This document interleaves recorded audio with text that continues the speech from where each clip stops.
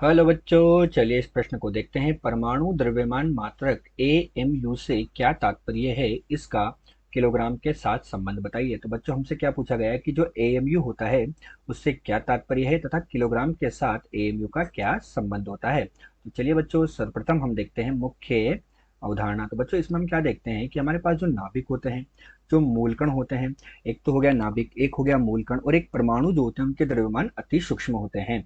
उन्हें नापने के लिए उनको हमको क्या करना है, उसके जो द्रव्यमान सूक्ष्म है उनको व्यक्त करने के लिए एक छोटा मात्रक होता है बच्चों। ठीक है, तो हम क्या लिखते हैं कि मूल कणों नाभिक तथा परमाणु जो होते हैं। तो मूल कणों नाभिक तथा परमाणुओं के द्रव्यमान अति सूक्ष्म होते हैं। परमाणुओं के द्रव्यमान जो होते हैं वो कैसे होते हैं बच्चों, बहुत कम होते हैं या अति सूक्ष्म होते हैं। तो बच्चों मूलकण हो गए, नाभिक हो गए, परमाणु हो गए, इनके द्रव्यमान हमारे पास अत्यल्प होते हैं या बहुत कम होते हैं। उनके द्रव्यमानों को व्यक्त करने के लिए उनके द्रव्यमानों को व्यक्त करने के लिए को व्यक्त करने के लिए एक मात्रक चुना गया।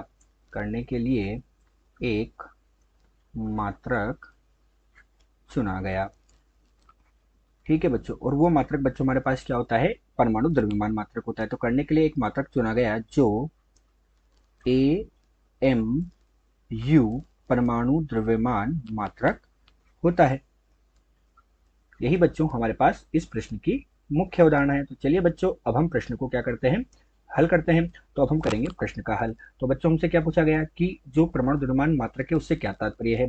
तो पहले तो मुख्य उदाहरण के आधार पर कह देंगे कि जो अति सूक्ष्म द्रव्यमान है उनको वो व्यक्त करने के लिए जो हमारे पास मात्रक होता है वो एएमयू होता है, तथा साथ ही हम क्या कहेंगे कि एक एएमयू जो होता है वो कार्बन परमाणु के द्रव्यमान के 12वें भाग के बराबर होता है। एक एएमयू कार्बन परमाणु के द्रव्यमान के कार्बन परमाणु के द्रव्यमान के 12वें भाग के बराबर होता है।